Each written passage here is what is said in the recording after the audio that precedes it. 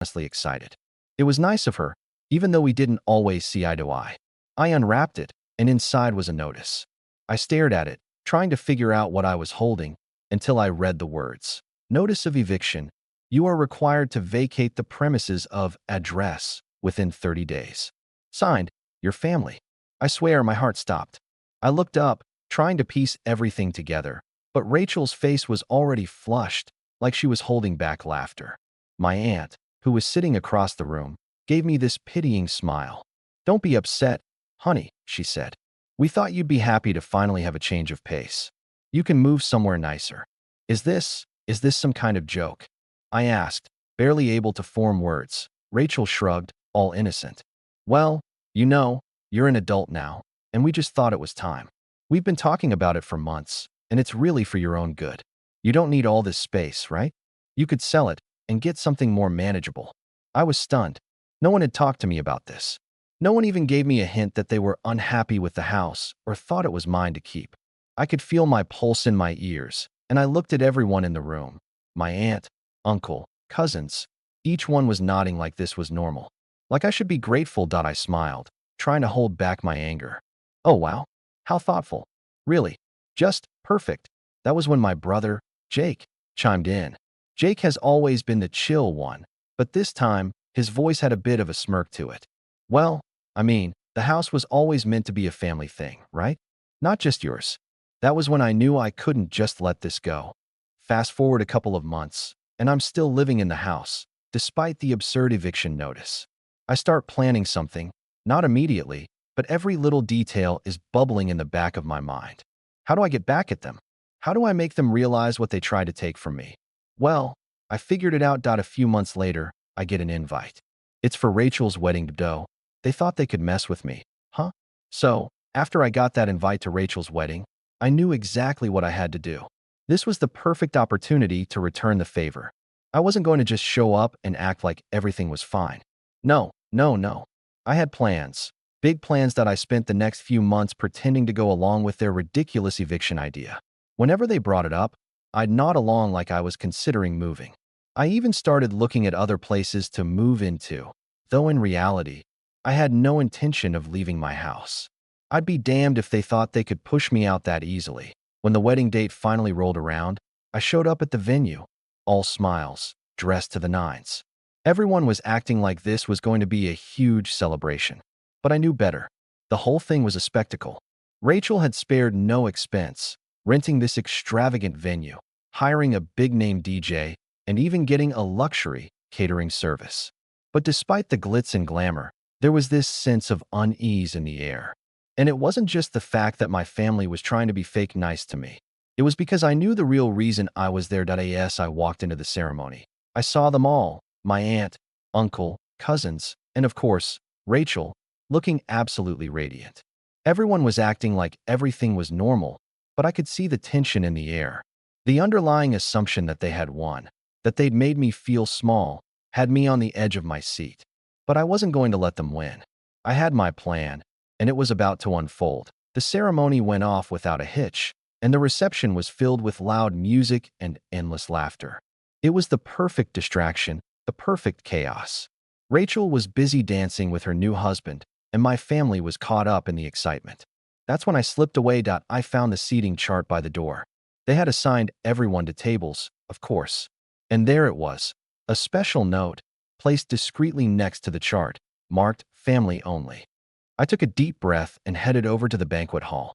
I wasn't sure if anyone would notice, especially with the way everyone was celebrating. But as soon as I walked in, I noticed Rachel's wedding planner huddling by the entrance, looking at me like she'd seen a ghost. She was about to speak, but I stopped her with a smile. "I'm just here to make sure the seating is right," I said, my voice calm, almost too calm. "I'll just make a small change to the list." I quickly scanned the table assignments, the faces of my relatives.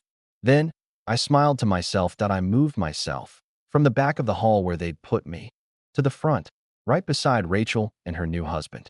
I even made sure to leave the note, just like they'd left it for me. Only this time, it was a special one for them. The rest of the night was pure magic. I had a drink in hand, and Rachel was so busy posing for pictures with her guests that she didn't even notice what I'd done. But when she finally did, When she saw me sitting at her head table, her eyes went wide, her smile froze. "What are you doing here?" she hissed under her breath, her voice sharp. "Oh, just enjoying the celebration," I said, savoring every word. "Just like you thought I should enjoy my birthday gift." I didn't even look her in the eye, just casually twirling my drink. The wedding planner came over to try to move me back to my original spot, but I wasn't budging. Family only didn't apply to me, clearly. After all, I was family too, right? Rachel, looking more irritated by the second, eventually stormed off to her parents. But that wasn't the best part. Oh no. The best part was when I watched her parents, especially her mom, who had been the most vocal about me needing to leave the house, look around the room, clearly confused as to why there was a seat missing. I smiled. The tables were about to turn. By the end of the night, Rachel's attitude had gone from angry to downright snippy. I could see it in her face. She knew something wasn't right. But here's the kicker. Just before she could come over to confront me again, I overheard her and her new husband talking. "I can't believe she pulled this stunt at my wedding," Rachel was saying, her voice shaky. "How dare she, after everything we've done for her?" Her husband, looking a little less than thrilled, tried to calm her down. "Look, Rachel, it's just a wedding. Let it go." But Rachel wasn't letting it go. She was fuming, and I could see the wheels turning in her head. Whatever plan she had to get back at me was about to be set in motion, but I wasn't worried. All right, I can hear you. Where's the revenge? Trust me, it's coming. But let me set the scene for the final twist, because that's where it really gets sweet. So, after Rachel lost her mind at the wedding, I could tell she was plotting something. She kept throwing little passive-aggressive comments my way, trying to get under my skin. But I wasn't biting. I knew she was desperate to get back at me, but what she didn't know was that I had already been preparing for the next move. A few weeks later, after the wedding chaos died down, Rachel called me. I knew this was it. She was about to lay it all out, probably blaming me for ruining her big day or something. But no. What she said next made me almost drop my phone. "You know, you've really hurt me," she started. "All drama and fake hurt feelings. I thought you were family, but instead, you pulled that stunt at my wedding. And now, you're still refusing to leave the house. You're making everyone uncomfortable, and I'm going to do something about it." I almost laughed in her face. She had the audacity to lecture me about family after what she and the rest of my relatives had tried to pull. But instead of getting defensive, I stayed calm. "Wow, Rachel, I'm really sorry you feel that way," I said, laying it on thick with the sarcasm. "I guess we all need to make sacrifices for family, huh?" She didn't catch it. Instead, she went on about how I was ruining the family reputation by holding on to the house. "You're just so selfish, it's unbelievable," she ranted. "I'm going to get everyone on my side, and we're going to fix this once and for all." At that moment, I realized something. She had no idea what was coming. A few weeks after that phone call, Rachel started talking about a family meeting where she wanted to discuss resolving the situation about the house. I'd already expected this. What I hadn't expected was the firestorm that followed. She started texting everyone in the family, telling them that I was being unreasonable and selfish and that it was time for me to do the right thing. She even pulled out the "you're making mom and dad proud" card that I let her go ahead with it all. Why? Because I had already set the stage. The day of the family meeting arrived, and I showed up to the house like it was any other Sunday. I knew they'd all be there, my aunt and uncle, cousins, Rachel, and of course, the surprise guest I'd invited. The real estate agent. I watched them file in one by one, expecting to see the usual mix of smug and angry faces. But when Rachel walked in and saw the real estate agent, her jaw nearly hit the floor. "You invited him?" she stammered, pointing at the agent. "Yeah," I said, my voice completely calm. "I thought it'd be useful to have someone here who knows the real value of this place. You know, just in case we want to talk about selling." Rachel's face turned pale. My cousins and aunt looked around, confused. I could see the realization creeping in. This was a big deal. "You can't be serious," Rachel hissed, her voice shaking with anger. "You're really going to sell it? This house was supposed to be ours." I smiled. "Well, Rachel, maybe you can buy it. You know, since you're so keen on making decisions about what's best for me." It didn't take long for the entire family to unravel. Everyone started pointing fingers, demanding to know why I was making decisions without consulting them. But here's the thing. Rachel had gone too far. She thought she could push me out, control me, but now she was realizing she was the one in danger of losing everything. As they bickered, I turned to the real estate agent and said, "How much would this place go for in today's market? With the location, the history, and all the renovations I've made?" The agent didn't hesitate. Easily a couple of million, maybe more, depending on the buyer. Rachel froze. The rest of the family was dead silent. It was like the air had been sucked out of the room. I leaned back in my chair, looking around at all of them, and said, "So, if anyone wants to talk about taking the house off my hands, now's the time. Otherwise, I'll be listing it and moving on. I'd suggest you start working on your own plans." The family meeting dissolved into chaos. Rachel was furious, shouting at me, but I didn't care. I'd put her in a position where she had to either back down or face the reality of losing everything. So, yeah, the revenge is real, but the best part? This is only the beginning. After the family meeting, things got really tense. Rachel was absolutely furious. No surprise there. But the rest of the family? They didn't know what to do. The shock was still settling in. No one thought I would actually go through with my threat of selling the house. Rachel tried to play the victim card. "You can't just throw the family out of this house," she said, her voice cracking with frustration. I shrugged, calm as ever. "Guess I'll just let it sit on the market," I replied, taking my time with the words. "We'll see what happens." And let me tell you, that made Rachel lose it. She stormed out of the room, shouting over her shoulder, "You'll regret this, just wait." But I wasn't done yet.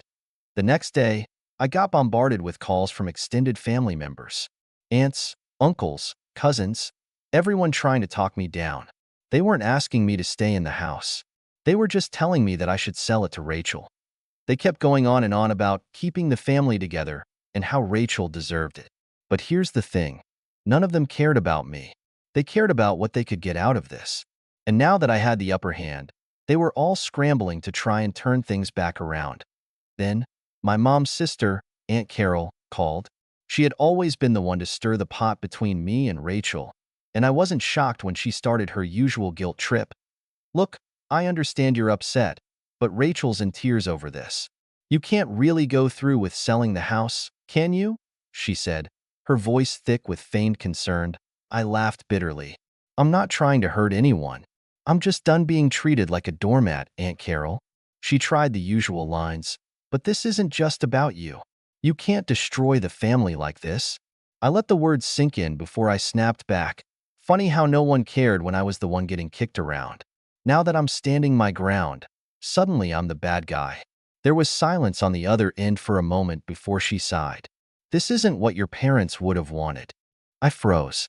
The mention of my parents, gone for years now, stung. They never once would have let Rachel get away with this kind of manipulation, and they definitely wouldn't have wanted this kind of mess. But now it was clear. Aunt Carol and the rest of the family were just looking for an easy way to get Rachel what she wanted. I was done being the nice one. Later that week, Rachel showed up unannounced, her face twisted with rage. "I'm not going to let you sell the house," she yelled as soon as I opened the door. Her eyes were wild. Like she thought she could intimidate me into backing down. I raised an eyebrow. "And how do you plan to stop me?" She stepped forward, practically shaking with fury. "I'll do whatever it takes. You think you can just throw me out like that? Like I'm some stranger?" I crossed my arms. "You're not getting the house, Rachel. Not now, not ever." She started crying, but it wasn't real. It was that manipulation, the kind where she wanted me to feel sorry for her. But I wasn't falling for it this time. "Rachel, if you think I'm going to hand over this house because you're upset, you've lost your mind," I said coldly. "I'm not your punching bag anymore." She stood there, her eyes narrowed, before she let out a snarl. "You'll regret this. You don't know what I can do." "Try me," I said, closing the door in her face. But that wasn't the end of it. The next day, I got a call from a lawyer.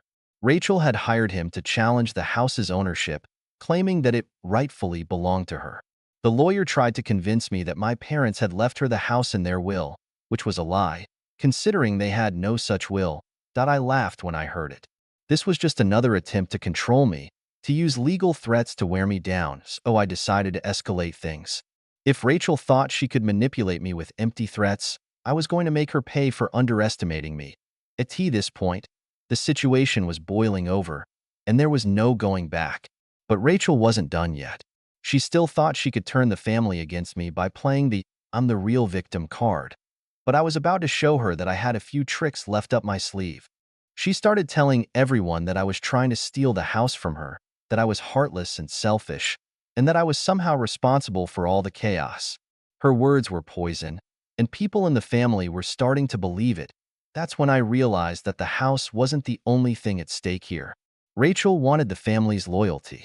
She wanted control of everything, and she thought she could win it by manipulating everyone around her. She wasn't just trying to get the house.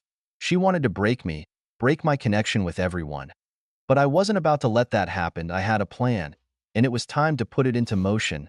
I started gathering everything: emails, texts, and recordings of her numerous threats and manipulations over the years. The things she had said, the lies she had spread, all of it. I was going to use her own words against her. I wasn't going to let her play the victim any longer. I printed everything out, neatly organized it in a folder, and prepared for the next step. This was it. The moment I had been waiting for. One day, I invited a few family members over for dinner. Just a small gathering, nothing too flashy. I knew Rachel would be there, and I knew exactly how to handle it. We were all sitting around the table, chatting about nothing in particular, when I casually slid the folder across the table toward Rachel. Her eyes flicked to it, and I could see her instantly tense up. "What's this?" she asked, feigning innocence. "Oh, just a little something I wanted to share," I said with a calm smile. "You know,